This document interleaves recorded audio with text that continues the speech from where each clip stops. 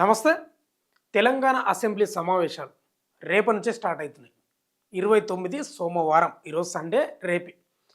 మరి ఏంది వార్త అంటే కేసీఆర్ హాజరవుతున్నాడా లేదా అనేదే ఇప్పుడు వార్త. ఈ మధ్య కాలంలో ప్రెస్ మీట్ పెట్టిండు, దాదాపు గంట సేపు మాట్లాడాడు. కృష్ణా గోదావరి జలాల హక్కుల కోసం, తర్వాత పాలమూరు రంగారెడ్డి ఎత్తిపోతల పథకానికి సంబంధించిన వాటర్ తగ్గింపు గురించి, ఇట్లా రకరకాల అంశాల గురించి మాట్లాడిండు. కాంగ్రెస్ ప్రభుత్వ పాలన గురించి కూడా చాలా ఘాటుగా విమర్శించాడు. మాటల తూటాలు కూడా పేలినాయి, మీకు అందరికీ తెలిసిన విషయమే. ఇక్కడ కేసీఆర్ తోలు తీస్తా అంటే అక్కడ రేవంత్ రెడ్డి కూడా అదే స్థాయిలో విరుచుకుపడిన పరిస్థితి మనకు కనిపించింది. సరే, అవన్నీ రాజకీయ విమర్శలు. ఆ తిట్ల పురాణం అనేది గతం నుంచి నడుస్తూనే ఉంది, అది పెద్ద విషయం కాదు. ఇప్పుడు మనకు సబ్జెక్ట్ అది కాదు. కేసీఆర్ వస్తున్నాడా వస్తలేడా? వస్తున్న సమాచారం ఏంటంటే ఫామ్ హౌస్లో ఉన్నాడు ప్రజెంట్గా కేసీఆర్. హైదరాబాద్ నందినగర్కి వస్తున్నాడు అనేది లేటెస్ట్ న్యూస్.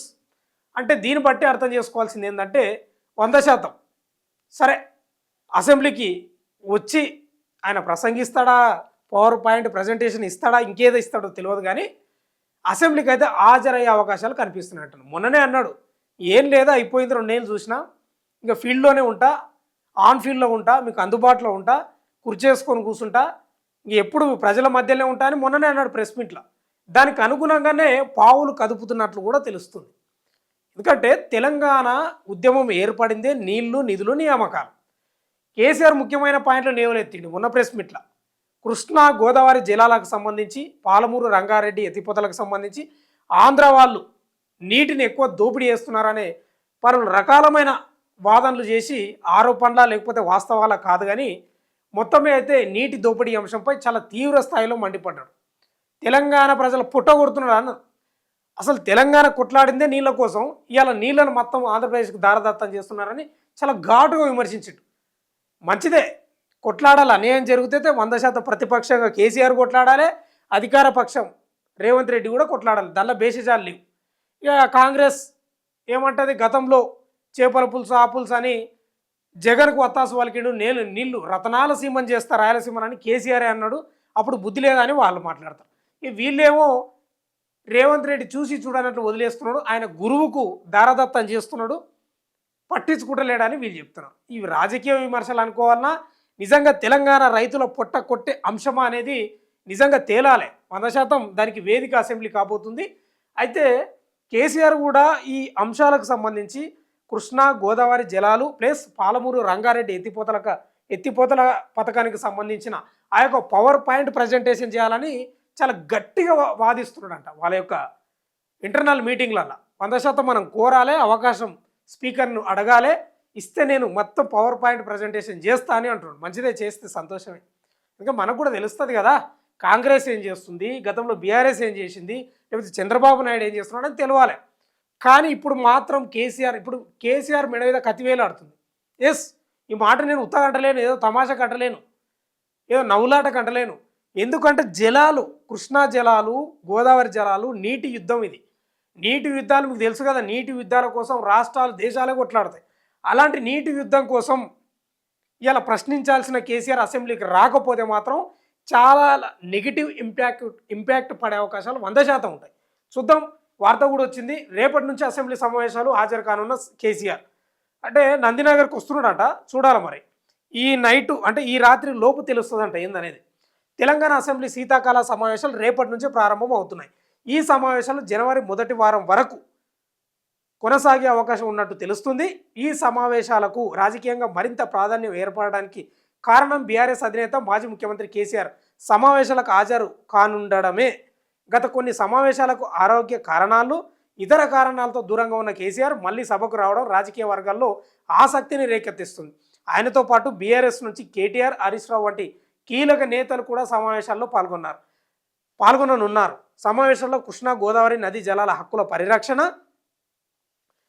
పాలమూరు రంగారెడ్డి ఎత్తిపోతల పథకానికి నీటి కేటాయింపుల తగ్గించిన అంశం, కాంగ్రెస్ ప్రభుత్వ 2 ఏళ్ల పాలనపై సమీక్ష, హామీల అమలులో లోపాలు, రైతు రుణమాఫీ అమలుపై బీఆర్ఎస్ ప్రభుత్వాన్ని గట్టిగా ప్రశ్నించే అవకాశం ఉంది. ఈ నేపథ్యంలో శాసనసభ సమావేశాలు రాజకీయంగా ఉత్కంఠ భరితంగా సాగే సూచనలు కనిపిస్తున్నాయి. ఉత్కంఠ భరితంగా ఎప్పుడు సాగుతాయి? కేసీఆర్ హాజరైతేనే ఉత్కంఠ భరితంగా సాగుతాయి, లేకపోతే సాగవండి.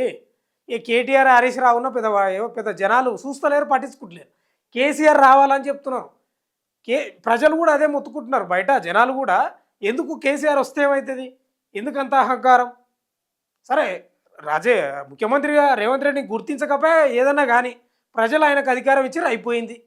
మీకు ప్రతిపక్ష హోదా ఇచ్చారు, కనీసం గజ్వేలు ప్రజల తరపున అసెంబ్లీలో కొట్లాడాలి కదా అనేది ప్రజలు వాదిస్తున్నారు, మాట్లాడుకుంటున్నారు. బయట ప్రతిపక్ష నేతవు, గజ్వేల్ ఎమ్మెల్యేవు, బాధ్యతాయుతమైన ప్రతిపక్ష సిఎల్పి నేతగా ఉన్నావు కాబట్టి 100% రావాలని ఇప్పుడు కేసీఆర్ మెడ మీద కత్తి వేలాడుతుంది.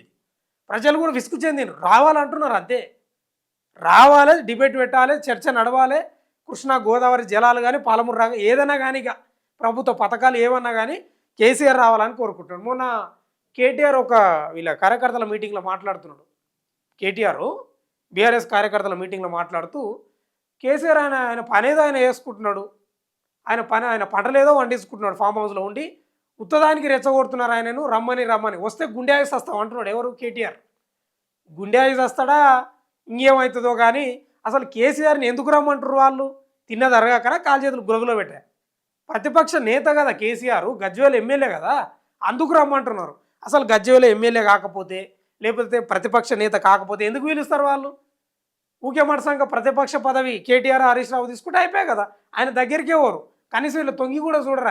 ఆయన గురించే చర్చ చేయరు. ప్రతిపక్ష నేత కాబట్టే చర్చ చేస్తున్నారు, రమ్మని చెప్తున్నారు. ఇక గుండె ఆగి వస్తావు, ఇక లేకపోతే ఇంకేదో ఆగి వస్తావు, ఇక చెమటలు పడతాయి, ఇక నిద్ర పట్టదు మీకు, చల్లగా చెమటలు పడతాయి, మొత్తం వణుకుతారని కేటీఆర్ ఇంకా అహంకారపు పూరిత మాటలే మాట్లాడతారు. ఈ అహంకారం తగ్గించుకుంటేనే మంచిది.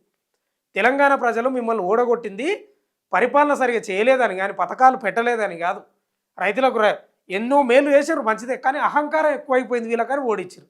అది కూడా ఇంకెప్పటికీ తగ్గించుకోకపోతే మిమ్మల్ని ఎవరు కాపాడలేడు. చూద్దాం ఏం జరుగుతుందో. మొత్తం మీద అయితే కేసీఆర్ వార్త అయితే ఇప్పుడే లేటెస్ట్గా చూస్తున్నా నేను.